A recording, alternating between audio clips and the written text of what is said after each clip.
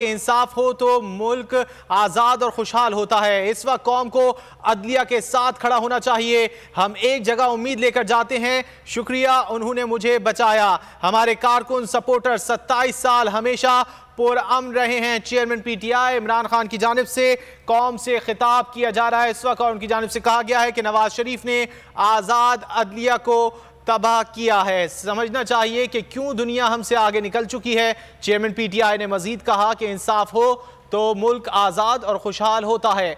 इस वक्त कौम को अदलिया के साथ खड़ा होना चाहिए। हम एक जगह उम्मीद लेकर जाते हैं, शुक्रिया उन्होंने मुझे बचाया। इमरान खान ने कहा कि हमारे कारकुन सपोर्टर 27 साल से हमेशा पुरअमन रहे हैं। चेयरमैन पीटीआई इमरान खान की जानिब से आज कौम से खिताब किया जा रहा है और जमान पार्क के बाहर कारकुनान की एक बड़ी तादाद मौजूद है जो कि ये खिताब सुन रही है। चेयरमैन पीटीआई इमरान खान की जानिब से कहा गया है कि नवाज शरीफ ने आज़ाद अदलिया को तबाह किया है। समझना चाहिए कि क्यों दुनिया हमसे आगे निकल चुकी है।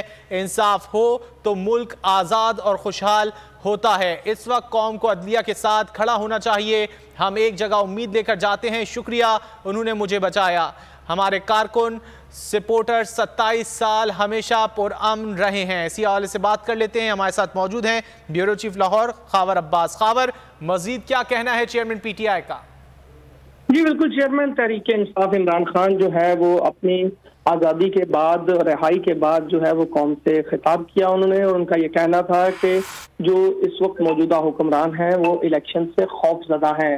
वो किसी तौर भी इलेक्शन नहीं चाहते, क्योंकि उन्हें दिखाई देता है कि इन इंतखाबात में वो मुकम्मल तौर पर उनका नामो निशान खत्म हो जाएगा, और यही वजह है कि वो हर किस्म का अपना हरबा इस्तेमाल कर रहे हैं जिससे इंतखाबात में ताख़ीर की जा सके। उन्होंने तज़किरा करते हुए बताया कि जब इंतखाबात अनाउंस हो चुके थे, इलेक्शन का ऐलान हो गया हुआ था, उस दौरान जब हम रैलीज निकालने की कोशिश करते थे तो दफा 144 का नफाज कर दिया जाता था। ये किसी मुल्क में ऐसा नहीं होता। साथ ही साथ उन्होंने ये भी कहा कि जो मुस्लिम लीग नून के रहनुमा हैं उन्होंने अदलिया को मुकम्मल तौर पर जो है वो तबाह करने की कोशिश की, और ये लोग इस वक्त अदलिया पर हमलावर इसलिए हैं क्योंकि अदलिया जो है वो हक की बात करती है। इसीलिए कौम जो है मुकम्मल तौर पर इस वक्त अदलिया के साथ खड़ी हुई है। उन्होंने शुक्रिया भी अदा किया अदालतों का कि हम वहाँ जाते हैं तो हमें इंसाफ मिलता है, और यही वजह है कि कौम इस वक्त पर उम्मीद है कि अदलिया ही एक ऐसी अब जगह बची है कि जहाँ से जमहूरियत को बचाया जा सकेगा। तो उन्होंने मुख्तलिफ वाक़यात का हवाला दिया। उन्होंने जिस तरह से बताया कि भाई जो हम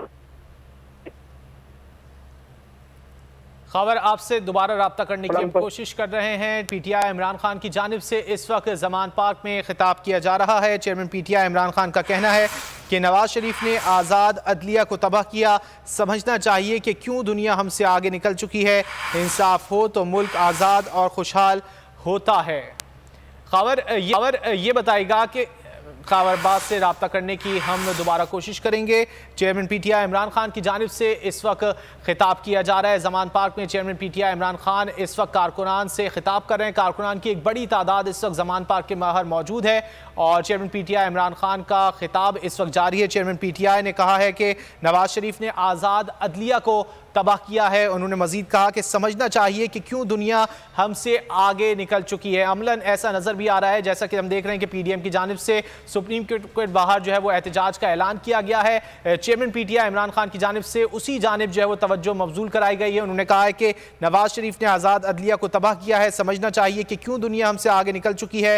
इंसाफ हो तो मुल्क आज़ाद और खुशहाल होता है। इस वक्त कौम को अदलिया के साथ खड़ा होना चाहिए। चेयरमैन पीटीआई इमरान खान ने मजीद कहा कि हम एक जगह उम्मीद लेकर जाते हैं, शुक्रिया इन्होंने मुझे बचाया। खबर, जैसा कि चेयरमैन पीटीआई इमरान खान की जानिब से कहा गया है कि नवाज शरीफ ने अदलिया को तबाह किया, वैसा ही होता नजर आ रहा है, क्योंकि मुस्लिम लीग नून ने भी अब फैसला कर लिया है कि वो सुप्रीम कोर्ट के बाहर जो एहतजाज किया जाएगा पीडीएम की जानिब से उसमें शामिल होगी, और इस हवाले से मुशावरती इजलास भी मरियम नवाज ने तलब किया है।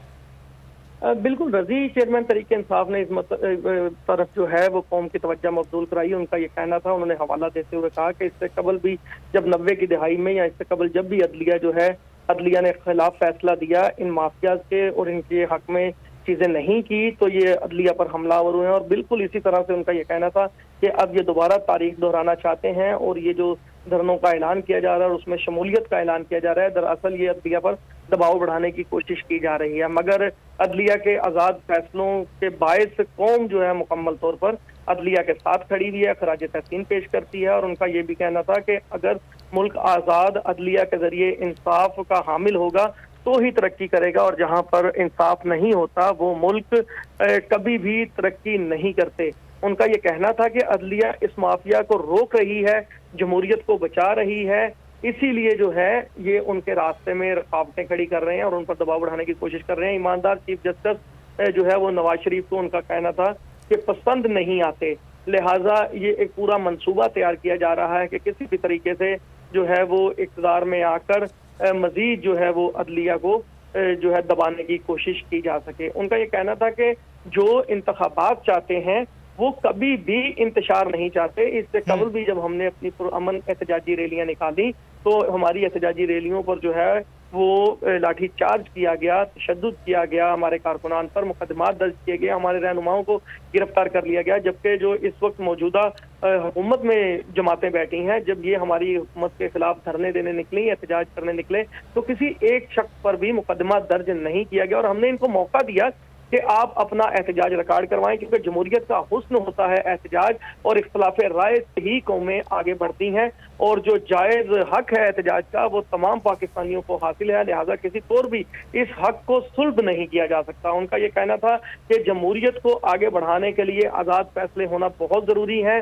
जब हमने इंतखाबात के ऐलान के बाद अपनी रैलीज निकालने के लिए, लोगों से मुलाकात करने के लिए रैलीज का ऐलान किया तो दफा 144 नाफज कर दी जाती थी, और कभी कोई बहाना जब बनाया जाता था तभी लोगों को कौम ने देख लिया था कि ये लोग किसी तौर भी इंतखाबात नहीं करवाना चाहते। उनका ये कहना था कि ये जितना भी कुछ किया जा रहा है और ये जितने हरबे इस्तेमाल किए जा रहे हैं वो सिर्फ और सिर्फ इसलिए किए जा रहे हैं कि किसी तौर भी इंतखाबात जमा ना होने दिया जाए।